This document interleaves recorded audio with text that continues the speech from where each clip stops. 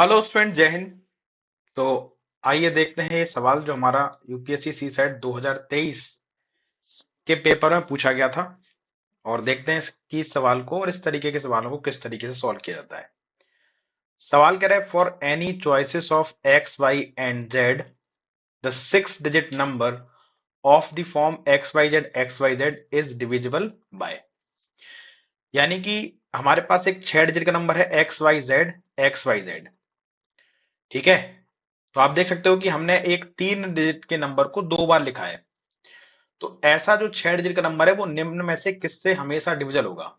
ठीक है, 7 and 11 only, 11 and 13 only, 7 and 13 and 7 11 and 13। तो हम इस सवाल को कैसे कर सकते हैं, अगर आप ध्यान से देखिएगा तो क्या मैं इस 6 डिजिट के नंबर को इस तरीके से लिख सकता हूं क्या। आप बोलोगे सर नहीं, बात समझ में आई। तो जैसे मान लीजिए हमारे पास कोई भी 6 डिजिट का नंबर हम इस तरीके से बनाते हैं, 235 तो क्या हम इस नंबर को इस तरीके से लिख सकते हैं, 235000 और इसके बाद 235, और अगर हम इनको ऐड करें तो क्या हमें वही नंबर मिल जाएगा 235235। तो आप बोलोगे हाँ। तो ये हमारे पास न्यूमेरिक वैल्यू थी, इसलिए हमने डायरेक्ट सोच लिया, यहां पर एल्जेब्रिक वैल्यू है इसलिए हम सोच नहीं पाते हैं। तो हम एक एग्जांपल लेकर के देख लेते हैं। यानी कि इस 6 डिजिट के नंबर को हम X Y Z 000 plus X Y Z लिख सकते हैं। आपने कहा सर हाँ। अब अगर कोई भी नंबर ऐसा लिखा हुआ है 235000, इसका मतलब है कि इसको हम लोग 235 इंटू 1000 भी लिख सकते हैं। अगर आप किसी भी नंबर में 1000 से मल्टीप्लाई करोगे तो वो यही नंबर बन जाएगा, है ना। यानी कि कहने का मतलब आप समझ गए कि हम इस नंबर को एक्स वाई जेड इंटू 1000 लिख देंगे, प्लस एक्स वाई जेड। अब जो 1000 है उसको हम लोग 1001 माइनस 1 भी लिख सकते हैं। आप बोलोगे हाँ सर कोई समस्या नहीं है, प्लस यहां पर एक्स वाई जेड। ठीक है, अगर हम इसका अंदर मल्टीप्लाई करें तो ये बन जाएगा X Y Z into 1001 minus X Y Z और प्लस एक्स वाई जेड। ठीक है, एक्स वाई जेड। तो ये दोनों क्या हो जाएंगे, ये एक्स वाई जेड है, ये दोनों आपके कैंसिल हो जाएंगे। ठीक है ना, ये नंबर और ये नंबर कैंसिल हो गया, तो हमारे पास क्या बचा, एक्स वाई जेड इंटू 1001।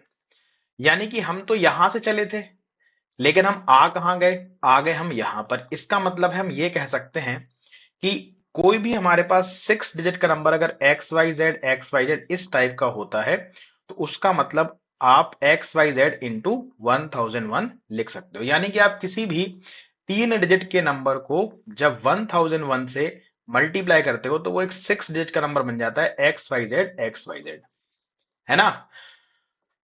तो अब जो 1001 होता है वो एक बड़ा ही स्पेशल नंबर है। ये 3 कॉन्जिक्यूटिव प्राइम नंबर का प्रोडक्ट होता है। कौन से 3 कॉन्जिक्यूटिव, तो 7, 11 और 13।